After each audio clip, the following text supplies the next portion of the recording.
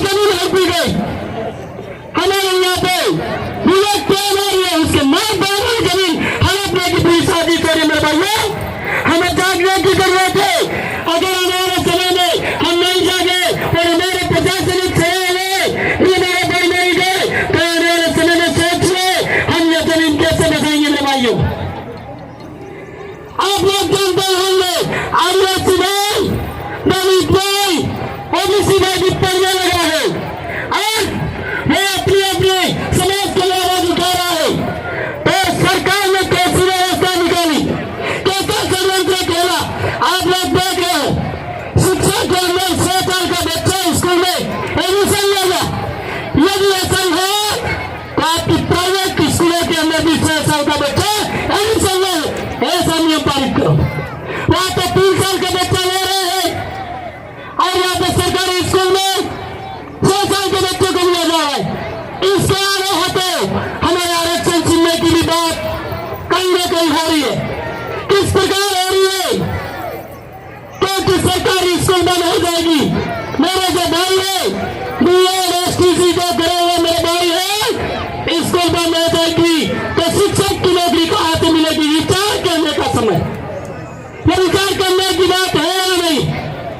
ये शिक्षक आने वाले बच्चे जो आपके प्राइवेट स्कूल में पढ़ा रहे वो भी गवर्नमेंट स्कूल नहीं होगी तो कहाँ से लगेंगे?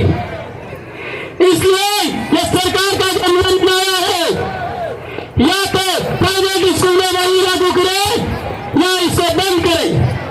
ये हमारी सरकार से मांग है और आने वाले समय में हम इस मांग के माध्यम से कह रहे हैं ये बात हमारे यहाँ से कम प्रतिनिधि निकलते हैं, वो जाकर सरकार से बात करेंगे। मेरे भाइयों, आपको पता होगा इस प्रकार के शिक्षा में जो स्कूलों की व्यवस्था है वो खराब है। कॉलेजों के अंदर व्यवस्था है वो बहुत खराब है। कॉलेजों के अंदर हमारी सीटें कम है और सब बच्चे हमारे प्राइवेट स्कूल कॉलेजों में एडमिशन ले रहे हैं। प्राइवेट स्कूलें दुकानें खोली हुई है क्योंकि वहां से सरकारों को पूंजीपति वो कॉलेज खोल रहे और सरकार वहां उनको मदद कर रही है और फंड की जो योजना खराब है उनको फंड के रूप में पैसा मिलता है, इसलिए उनको वो सपोर्ट कर रहे हैं। अरे वाले समय में विचार कर रहे हैं 30 से 40,000 रुपए एक बच्चे का प्राइवेट स्कूल का खर्चा है तो किस प्रकार है? आपका बैग, आपके बच्चे की पेंशन, आपके बच्चे का पेन, आपके बच्चे की ड्रेस, आपके बच्चों के शूज, आपके बच्चों के आने जाने के लिए गाड़ी का किराया और स्कूल में पढ़ाने के लिए जो शिक्षक पढ़ा रहे उसके लिए आप पैसा दे रहे हो। साल में आप एक बार एक बच्चे को डायरी मेंटेन कीजिएगा 40 से 50,000 रुपये हो जाता और हमें स्कूल वाले क्या कहते हैं? प्राइवेट 12,000 रुपये में आपके बच्चे को पढ़ा रहे हैं। बाकी एडमिशन कहाँ गया? ये पैसा दूसरी जो चीजें वो कहाँ गई? आप लोग टिफिन में बना के बेचते हो, उसका भी जो तरह करने के आपके बच्चों को खाना दे रहे वो भी उसमें गिनना पड़ेगा। तो हमारे साथ में बहुत बड़ा षड्यंत्र देंगे सरकार खेल रही है, उसको सामने लेने के लिए एक ही बात को हमारे पास में विकल्प है और वो है हमारे प्रतिनिधि को हमारे समाज का सही हाथों में होना चाहिए। आपको पता ही होगा एक मंत्री कह रहा अभी स्कूलों की हालत पर शिक्षा मंत्री बना दिया गया। स्कूलों की हालत को जाके देखना चाहिए, कॉलेज की हालत को जाके देखना चाहिए, पर नहीं वो क्या कह रहे? मैं मेरे बाप का बेटा है या नहीं हूं, मैं मेरा डीएनए टेस्ट कराएगा, मेरे पूर्वज मेरे खून से थे या नहीं उसका डीएनए टेस्ट कराएगा।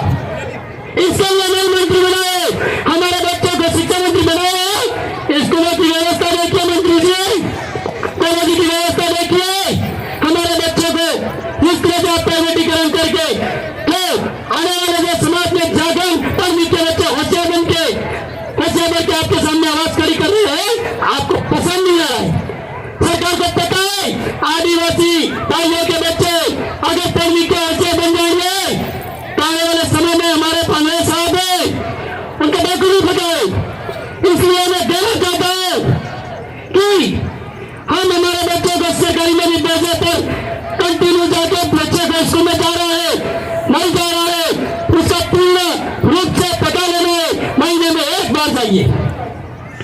मैं शिक्षक यहाँ पर जो भी आए उनको धन्यवाद देना चाहता हूँ। आप लोग इतनी हिम्मत करके कल सरकार 5 पेड़ों की लिस्ट निकल गई, उसके डर के मारे कल सारे नहीं आते। तो मैं इनका भी धन्यवाद करना चाहता हूँ। हिम्मत जुटा के यहाँ पे सारे बच्चे के कार्यक्रम में आए, बात करने के पात्र आप में जिगर है, आदिवासी होने का, आदिवासी खून का आपके अंदर जिगरा रखते हो। इसके साथ हमारे महापुरुष कंटेनर जो बिरसा मुंडा राणा पुंजा जो हुए, इन्होंने भी यहाँ पे आपके और हमारे इस देश को आजाद कराने के लिए लड़ाई लड़ी। क्या उनकी जयंतियां स्कूलों में मनाई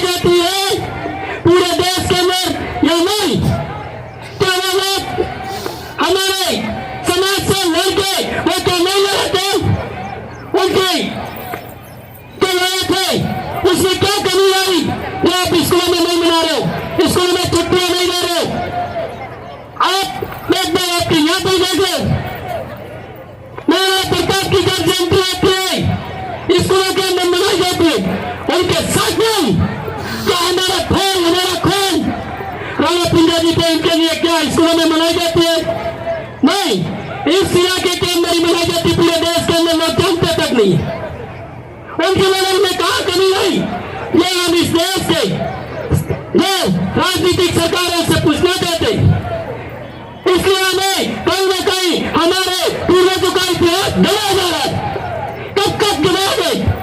अब हम इस धरती के बैलेट पेपर से वो राजा निकाल के भेज रहे हैं तुम्हारी छाती पर जाके केबल बजा के बोलेगा मेरे आदिवासियों के सामने आप जो नियम पारित कर रहे हो वो नहीं होना चाहिए। एक से हमको यहाँ पे इस बैलेट पेपर इस जमीन से हमारे वहां पे नेता भेजने होंगे। आदिवासी समाज इस देश के आजादी के सबका पहले लड़ाई लड़ने वाला इंसान, पहले लड़ाई लड़ने वाला कौन? आदिवासी था और लड़ा, इस देश को आजाद कराया। हमारे कन्नई के अंदर आपको सुना होगा जो गोलियां आई थी अंग्रेजों की, उनके पूछ काट दिया गया, वापिस भेज दी। हमारे यहाँ एक गीत भी आपके यहाँ पे भी एक गीत होगा, भूलने तुकारे वाला देश सभी जैसे, मतलब कि भूलने तो वाले देश जाते रहते। एक कभी मेरा समय में जन जागरण की जो हमारे पूर्वज है, हमारे दादे, उनको भूलने चले जाते तेरा वाले देश यूं करके गीत करके पूरे देश के अंदर जन जागरण किया था। उस देश को आजाद कराने में सबसे पहले जो कौन लड़ा और मारा उसको याद भी किया जा रहा है। और आज इस देश के अंदर कैसी हालत बना रखी आपने, इस सरकार को शर्म आनी चाहिए कि हमारा आदिवासी समाज विप्लव के लिए लड़ रहा है। एक समय था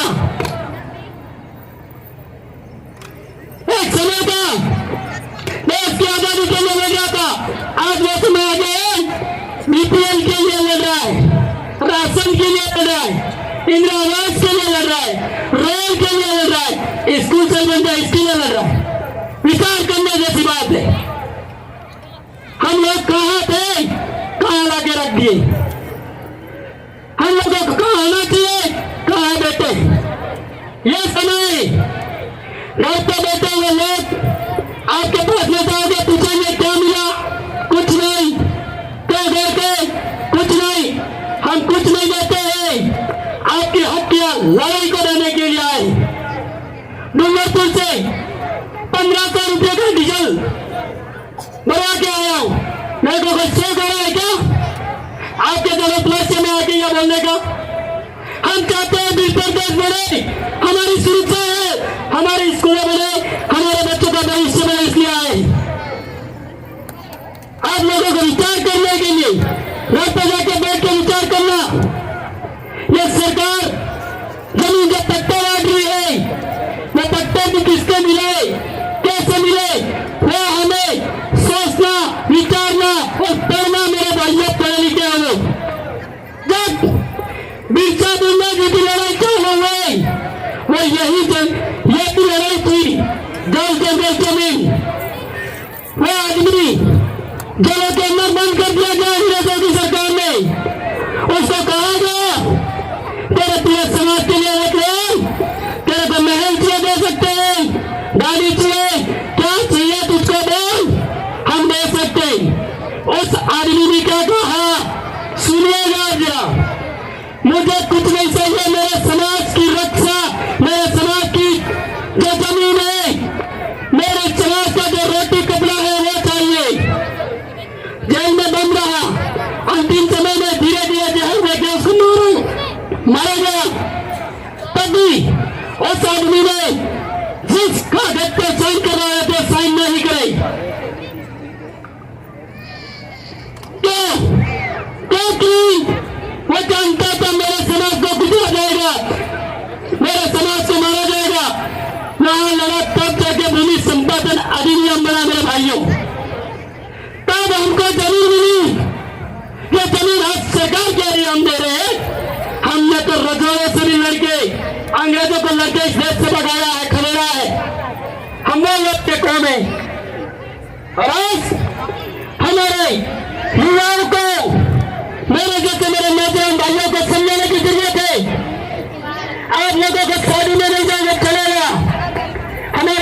सभी वैकेंस काटते में ले जाइए।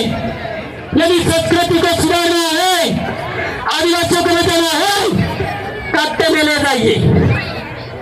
वहां धोती किस तरह से पहनते हैं, मुख निर्भर किस तरह से होता है, समाज की रीति रिवाज क्या होते हैं, वो समझेगा और जाएगा, शादी में जाएगा। आपको पता है क्या होता है, बिगड़ेगा। शादी में जाइएगा, मैं मना नहीं कर रहा हूं, परंतु शादी से ज्यादा महत्वपूर्ण हमारे सामाजिक कार्यक्रम हमारे बच्चों को ले जाना जरूरी है।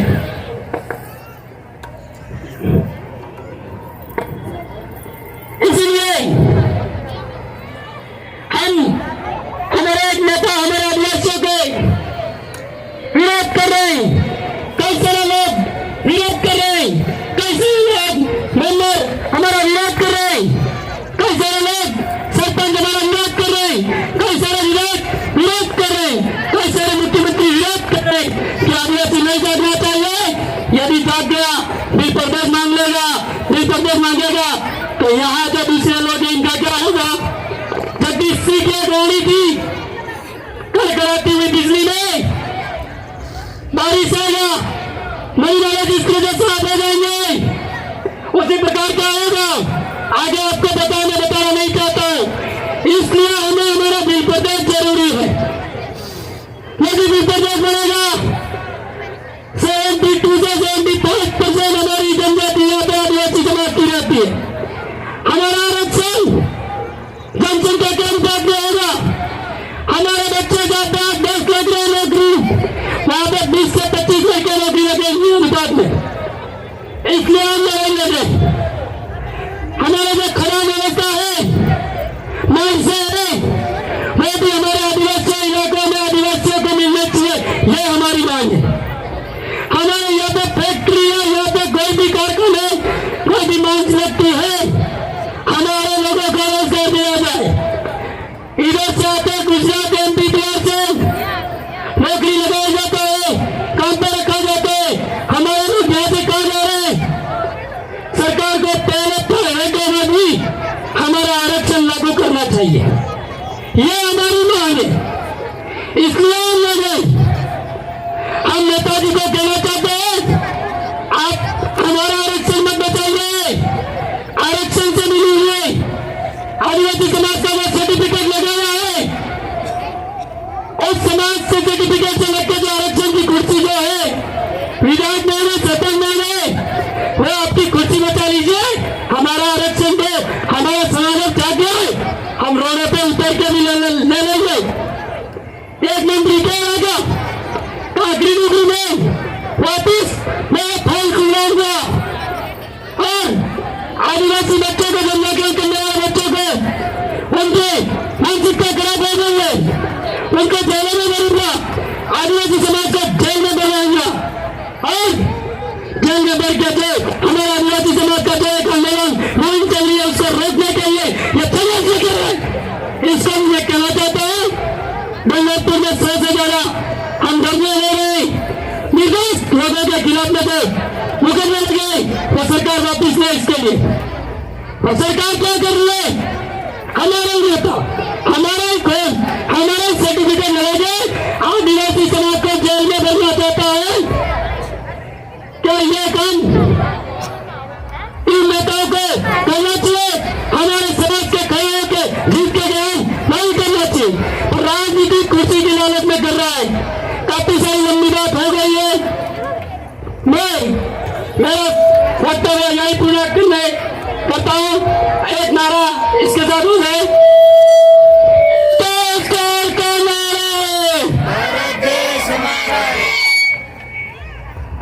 धन्यवाद केशव जी कोटेर।